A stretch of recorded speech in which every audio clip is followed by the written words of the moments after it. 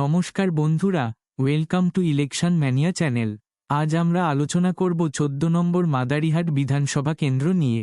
2014 সালের লোকসভা নির্বাচনে এই কেন্দ্র থেকে তৃণমূলের প্রাপ্ত ভোট 22.9%, বিজেপির অপ্রাপ্ত ভোট 39.93%, বামফ্রন্টের প্রাপ্ত ভোট 23.35% এবং কংগ্রেসের প্রাপ্ত ভোট 6.7%।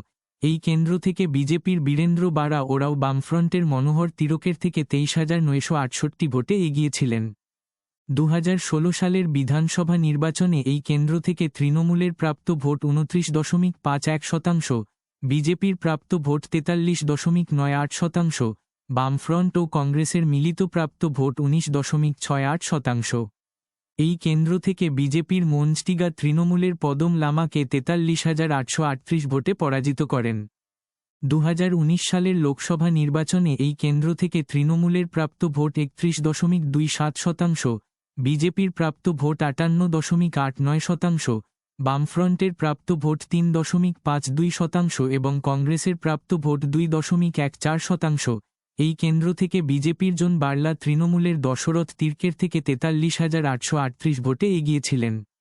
2021 সালের বিধানসভা নির্বাচনে এই কেন্দ্র থেকে তৃণমূলের প্রাপ্ত ভোট 36.56%, বিজেপির প্রাপ্ত ভোট 54.35% এবং বামফ্রন্ট ও কংগ্রেসের মিলিত প্রাপ্ত ভোট 4.24%। এই কেন্দ্র থেকে বিজেপির মনোজ টিগা তৃণমূলের রাজেশ লাকড়াকে 29,685 ভোটে পরাজিত করেন।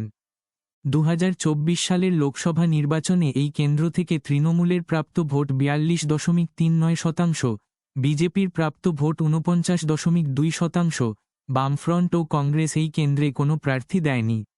এই কেন্দ্র থেকে বিজেপির মনোজ টিগা তৃণমূলের প্রকাশ চিক বারাইকের থেকে 11,063 ভোটে এগিয়েছিলেন।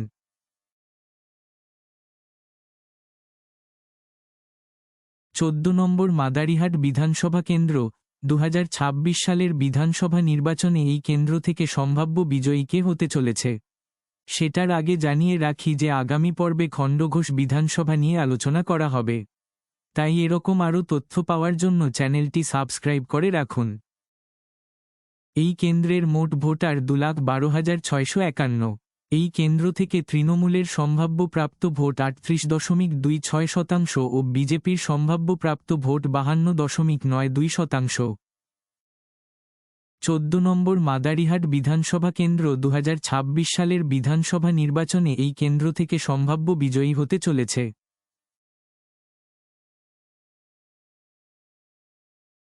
এখন পর্যন্ত আলোচিত 83টি কেন্দ্রের ফলাফল।